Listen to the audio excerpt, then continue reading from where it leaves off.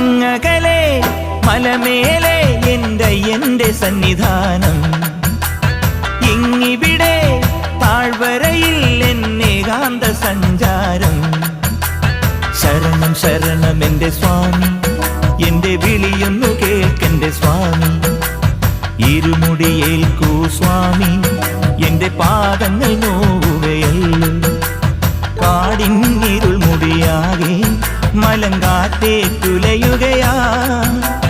കാട്ടാനകളുടെ മേട്ടി കരിമ്പുലിയുടെ മൂളൽ കേട്ടു. തുണയിവിടാരുമില്ല ആരുമില്ലൻ പൊന്നയ്യപ്പനെ.